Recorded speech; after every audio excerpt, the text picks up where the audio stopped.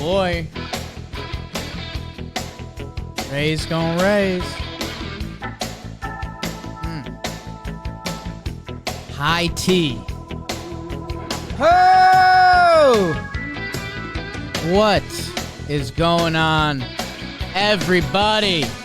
Welcome to Team Profile and Projections, presented to you by SeatGeek. Spring training is in full tilt, and with SeatGeek, code JOMBOY preseason, you can get 15% off any order to anything you want, wherever there's a seat. Just make sure you're using SeatGeek, JOMBOY preseason. Go get it. And Trevor, it feels like we just leveled up. Remember when the kids were saying that for a little bit? I just leveled up, bro. I think we've fallen into a potential World Series team for maybe the first time. The Tampa Bay Rays. Always scary in their own ways. They finished 86-76 last year and lost 2-0 to the Guardians in the playoffs. Kind of tough play. Not a lot of offense. Not a lot of offense. At the end of those games.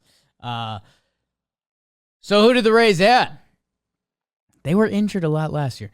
They added Zach Eflin. Led Zeppelin, 3 years, $40 million. Their biggest free agent contract I think they've ever handed out. Circle back on that in a minute. They've got a bunch of minor league invites, mostly pitchers, because if you were a pitcher, why wouldn't you? Go see what they got for you. Who did they lose? They lost to Klubot, Corey Kluber. Kevin Kiermaier, man, talk about high T. Been a part of that org for so long. He's now in the Great North. Ryan Yarbrough, friend, he's gone. Zanino gone. Nick Anderson, G-Man, JT Shags, Brooks Raley, Fire Eyes. They lost some guys. But I think it's going to be more important to see who they got back from injury from last year. Trevor Plouffe, what's that Rays lineup look like? It's always a little funky. I think, look, we always say the Rays gon' Ray. And people get mad at us who follow the Rays a lot. And they say, get a little more in depth than that. But people, they gon' Ray. I think that's a perfect way to describe this team. They do things a little bit differently. Except this year, I feel like we got a more traditional type team that we've seen out of the Rays in quite some time. Yandy Diaz, he's going to be there. He signed a 3-year, $24 million deal. He's going to play third base. He's going to play first base. It's going to be between him and Isaac Paredes. They're going to be manning the corners somewhere. Wander Franco, our guy. He's going to be at shortstop. Need him healthy. Big dog. The best to ever do it. Randy Arozarena will be in left field. B. Lau, stud. He still doesn't get enough credit. Second base. Harold Ramirez, Jake's doppelganger. He'll be a DH. Manny Margot, Coach Ballgame's oohs and ahs guy. He'll be in the outfield. Christian Betancourt will be behind the dish. And Jose Siri came over from where? Houston? Yeah. He'll be manning center field for them. They have some depth pieces. Jonathan Aranda, Vidal Brujan, who Kevin Cash loves. He told me that himself. Francisco Mejia and Taylor Walls. Be bouncing off them walls in the infield somewhere. So they have a pretty set lineup, a balanced lineup, if you will. And then we get into this rotation, BBD. Usually we're saying 5 and die for these guys. I don't know if that's going to be the case. It looks like a real deal rotation. Tell us about it. And the Rays pitch, and their rotation begins with Shane McClanahan, Cy Young contender last year. Tyler Glasnow, he's back. He gets a normal off season after getting back in the show by the end of last year. Drew Rasmussen, maybe the nastiest stuff in this group. Zach Eflin comes over. Jeffrey Springs gets a little extension. And Luis Patino, Fleming, Yanni Chirinos is going to be back this year. There's some rotation depth. Shane Baz begins the year on the IL, but he's nasty. And then in that bullpen, they're mixing and matching roles, but it's all dudes. Fairbanks, Jason Adams, Jalen Beeks, Sean Armstrong, Colin Poche. There's another Clevenger. There's Clevengers all over this league. Ryan Thompson, Kevin Kelly not in my book. Kittredge begins the year on the IL. He's good too. These Tampa Bay Rays, Trev, you were a part of this organization. You peeled back some of the curtains for us. Told them a little bit of their secret sauce. It's almost What's the who's the soccer coach? When's that show coming out? Ted Lasso. Ted Lasso. A little bit. It's a little bit of high tea meets Ted Lasso. Like, believe in yourself and just go get it. You're really good at throwing this one pitch. No, it's not Ted Lasso. Kevin Cash, let me tell you right now, it's not Ted Lasso. There's not like really a caring bone in that body. It's let's go win, boys. Believe in yourselves. Don't be a wuss. That's more of what they say there. More of a high tea bone there. Spring 2023. I don't want anyone to confuse Kevin Cash with Ted Lasso. Please don't. Scratch it. Brandon Lau. Trev, you mentioned how good he is. He played 65 baseball games last year. Wander Franco. You talked about how good he is. He played 83 baseball games last year. Man, even Kiermaier, I know we talked about losing him. He only played 63 last year. Margot played 89. This team had a pretty real injury bug.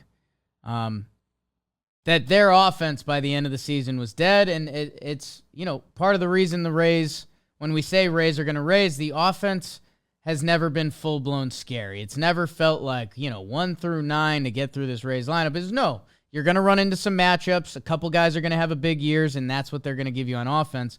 Well, they plan to basically dominate you on the pitching side of the ball, where they had injuries there last year too. So I guess, Trev, what's different about this Rays team, or what people picture as a Rays team? McClanahan, Glasnow, Rasmussen, Eflin, Springs. Go look at Rasmussen and Springs stats last year. And that's your 3-5 with Eflin, who they brought in, who felt like he was coming into his own a little bit in Philly. And the Rays don't just throw around 3-year deals. And that's where I also... This is just Yankee fandom being blinded by who the Rays have been. Them giving out a bunch of 3 years extensions horrifies me. That means for 3 years, they think they have a lane they like. So that scared me a little bit. But I think it starts with the starters, Trev. Yeah, we got some help on the way. They've always been able to bring guys up, and we know that they can develop, they can scout, they can do all sorts of things. This is a well-run organization. They don't spend like it. I know people aren't going to like that I said that, but this is a well-run organization, okay? Taj Bradley's on his way. But for the first time, I mean, I feel like this is like, I don't have to say Ray's going to Ray. I can just say, hey, they have starting pitching depth. They have a lineup that can go 1 through 6. Maybe even 1 through 7 before getting down to the bottom. And then you got some guys you can platoon there. So it's more of a traditional team where we know some of these names. We know what these guys can do. We have Wander Franco, who's going to be the anchor there, and they're going to build around this guy. You said 3 years. They gave this guy like 50 years, bro. Yeah. Like, they're going to be competing with this guy year in and year out with your Yanks. So get ready for that. I think we're still going to see Rays going Rays in the bullpen. They know how to mix and match. I don't think we have like traditional type roles really ever for them out there. Kittredge was kind of closing some games out, but even him, I feel like you just go with the hot hand here. And they have enough guys where they can, between Fairbanks and Adam and there's guys they can fit in those late innings roles, and they know how to mix and match. I think that's where we're going to see the Rays aspect of it. But as far as the lineup and the starting pitching, I mean, they're just good ball players. Yeah, and I mentioned the injury bug, which again you can for every team because it's gonna hit every team. Tyler Glasnow,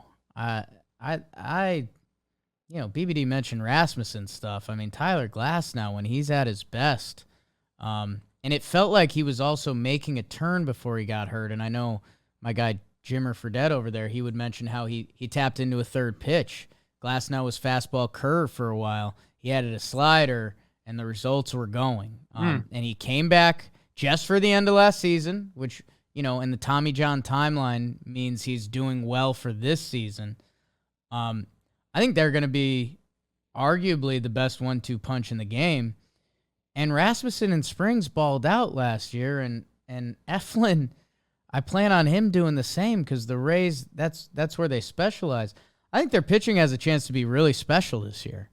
The highest projected ERA that Fangraphs has on a starter is 3.79. Like, okay.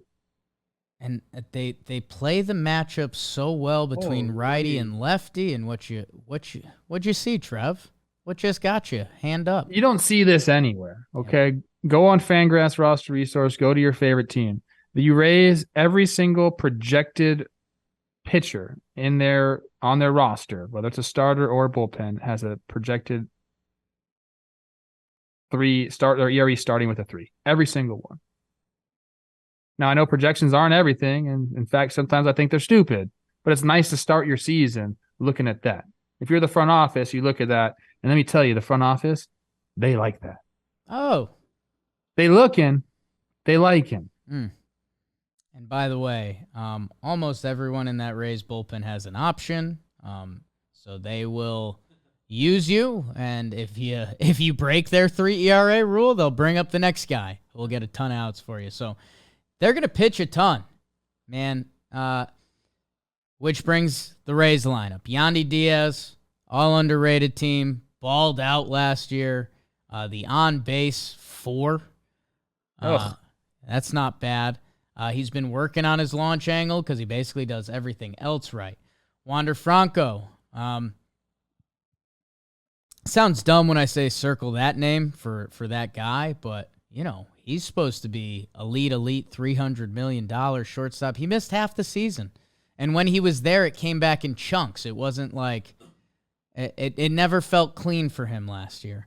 Randy, like you mentioned, the best ever. Does he get better? He could. Brandon Lau missed a ton of games last year. Meanwhile, Harold Ramirez was kind of becoming the next Ray, like you said. Me and him haven't been seen in the same room. He's got some hitting numbers. Isaac Paredes, they decided to tap into. I think the former Tigers prospect. He had a 3-homer day. When he gets hot, it comes and he punches in bunches, if you will. I'm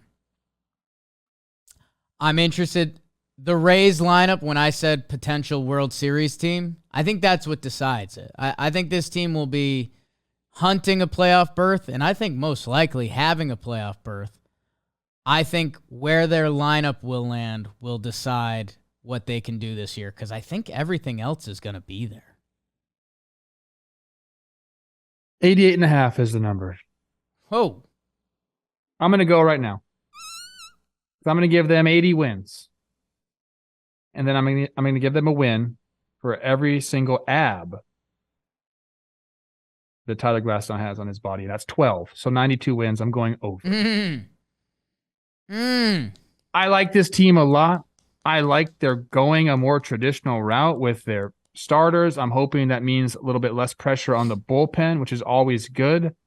I believe in the lineup. I like the energy that this team can play with, the don't give a fuck attitude that they do it with. Hopefully that continues as they're losing some of these guys like a Kiermaier, who was the heart and soul of that organization for quite some time.